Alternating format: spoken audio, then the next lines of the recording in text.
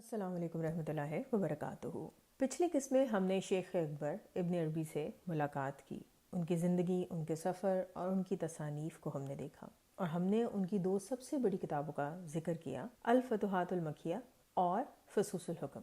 تو آج ہم ان میں سے ایک کتاب فصوص الحکم کو دیکھیں گے، اور ہم سیدھا اس کتاب کے سب سے آخری چیپٹر کی طرف چلتے ہیں، جس کا نام ہے فصوح حکمہ فردیہ فی کلمہ محمدیہ۔ ابن عربی نے اپنی پوری کتاب میں ہر نبی کے لیے ایک فص یعنی ایک نگینہ رکھا، مگر سب سے آخر میں سب کے اوپر انہوں نے یہ نگینہ سجایا، یعنی یہ چیپٹر رکھا، حضور پاک صلی اللہ علیہ وآلہ وسلم کا چیپٹر، اور اسی چیپٹر پر انہوں نے کتاب مکمل کی۔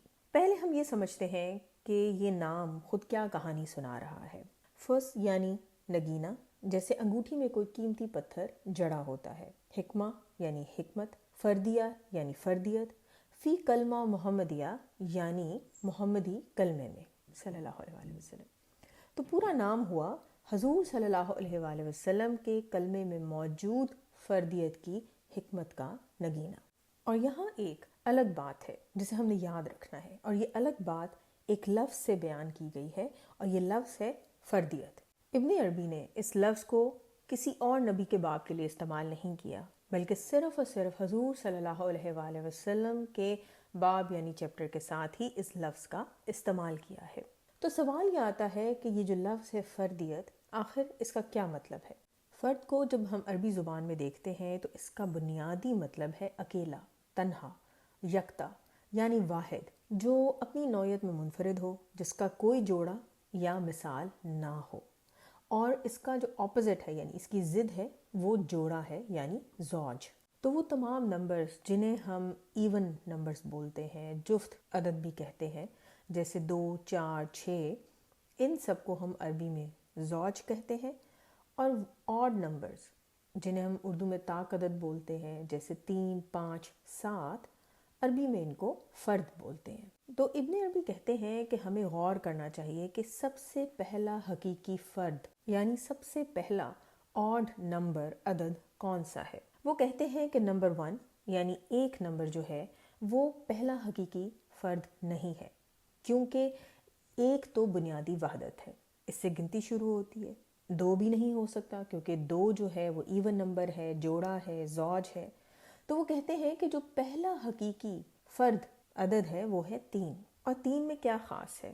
3 میں آغاز ہے، درمیان ہے اور اختتام ہے۔ 3 مل کر ایک مکمل دائرہ بنا دیتے ہیں۔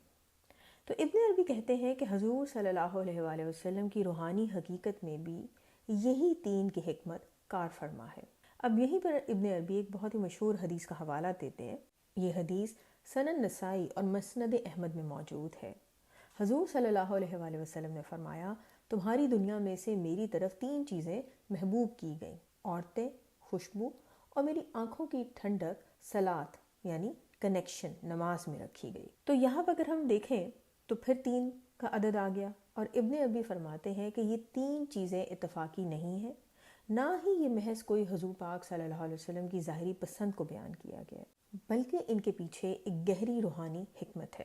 وہ کہتے ہیں کہ اگر ہم ان تینوں کو ترتیب سے دیکھیں تو سب سے پہلی چیز عورتیں، تو یہ مخلوقات کا ایک پہلو ہے، دنیا کا، وجود کا، انسانی نسل کے تسلسل کا۔ دوسری چیز خوشبو، اگر آپ خوشبو کو دیکھیں تو خوشبو کوئی ٹھوس مادی چیز نہیں ہے، خوشبو نظر نہیں آتی مگر محسوس ہوتی ہے۔ تو وہ کہتے ہیں کہ یہ عالم ملکوت کی طرف اشارہ ہے، یعنی اس عالم کی طرف جو ظاہری حواس سے ماورا ہے۔ اور تیسری چیز صلاۃ، نماز، رابطہ، ایسا رابطہ جو ٹوٹے نہ کبھی، یہ عالم جبروت سے یعنی اللہ سے براہ راست رابطہ ہے۔ تو حضور صلی اللہ علیہ وآلہ وسلم کی یہ محبت دراصل تینوں کائناتوں کو چھو رہی ہے، مادی کائنات کو، ملکوتی کائنات کو اور جبروتی کائنات کو۔ تو یہ ایک ایسی جامع محبت کو بیان کرتا ہے جو وجود کی ہر سطح کو اپنے دامن میں سمیٹے ہوئے ہے۔ پھر ابن عربی ایک بہت ہی لطیف بات کرتے ہیں۔ وہ کہتے ہیں کہ ذرا حضور صلی اللہ علیہ وآلہ وسلم کے الفاظ پر دوبارہ غور کیجیے۔ اس حدیث مبارکہ میں حضور پاک صلی اللہ علیہ وآلہ وسلم نے فرمایا کہ میری طرف یہ چیزیں محبوب کی گئی ہیں۔ حضور پاک صلی اللہ علیہ وسلم نے یہ نہیں فرمایا کہ میں انہیں محبوب رکھتا ہوں، بلکہ آپ صلی اللہ علیہ وسلم نے فرمایا یہ میری طرف محبوب کی گئی ہیں، یعنی یہ محبت بھی اللہ تعالیٰ کی طرف سے ایک عطا ہے، ایک ودیت ہے۔ اور پھر صلاۃ کے بارے میں حضور پاک صلی اللہ علیہ وسلم فرماتے ہیں کہ اس میں میری آنکھوں کی ٹھنڈک رکھی گئی ہے، یعنی یہی جو رابطہ ہے، چاہے وہ نماز کے ذریعے ہے یا کسی بھی ذریعے سے ہے، وہ کیفیت وہ سب اللہ کی طرف سے عطا کرتا ہے۔ تو دیکھیں اس حدیث کا ہر لفظ اللہ کی عطا پر گواہی دے رہا ہے، اور یہیں سے ایک اور سلسلہ شروع ہوتا ہے، اور وہ سلسلہ ہے ابدیت کا۔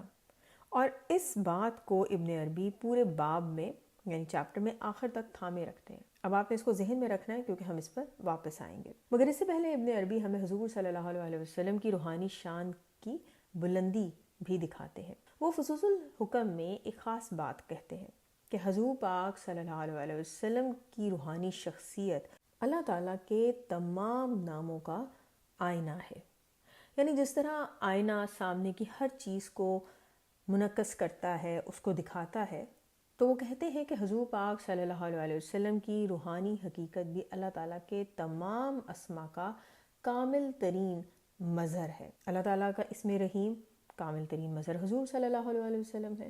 اسی طرح اللہ تعالیٰ کا اسم کریم، اس کا بھی کامل ترین مظہر حضور صلی اللہ علیہ وسلم ہے۔ اللہ کا اسم رؤوف اگین کامل ترین مظہر حضور صلی اللہ علیہ وسلم ہے۔ اور اس بات کی گواہی ہمیں کہاں سے ملتی ہے؟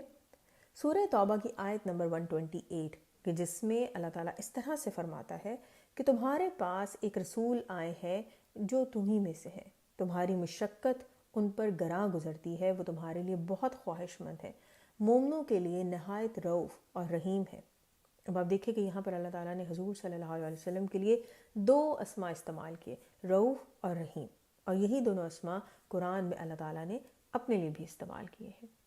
تو ابن عربی کہتے ہیں کہ یہ کوئی اتفاق نہیں ہے بلکہ اس بات کی گواہی ہے کہ حضور صلی اللہ علیہ وسلم اللہ تعالیٰ کے اسماء کا کامل ترین مظہر ہے۔ اور یہاں پر ایک بات ہمیں مزید دیکھنے کی ضرورت ہے کہ مظہر جو ہے وہ آئینے کی مانند ہے، جیسے آئینہ سورج دکھاتا ہے مگر آئینہ خود سورج نہیں ہوتا۔ پھر ابن عربی اس مرکزی نقطے کی طرف آتے ہیں کہ جس کی طرف یہ پوری سیریز گھومتی ہے۔ وہ کہتے ہیں کہ حضور صلی اللہ علیہ وسلم تخلیق میں سب سے پہلے ہے اور بعثت میں سب سے آخر۔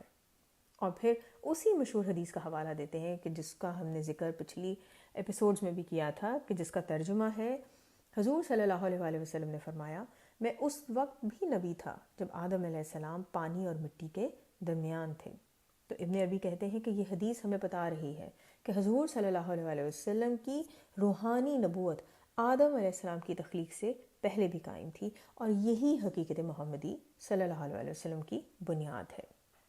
تو اب بات سوچنے کی یہ ہے کہ اتنی بلند شان، اتنی پہلی تخلیق، تمام اسما کا آئینہ مظہر، تو پھر حضور پاک صلی اللہ علیہ وسلم کا سب سے اونچا لقب کیا ہوگا؟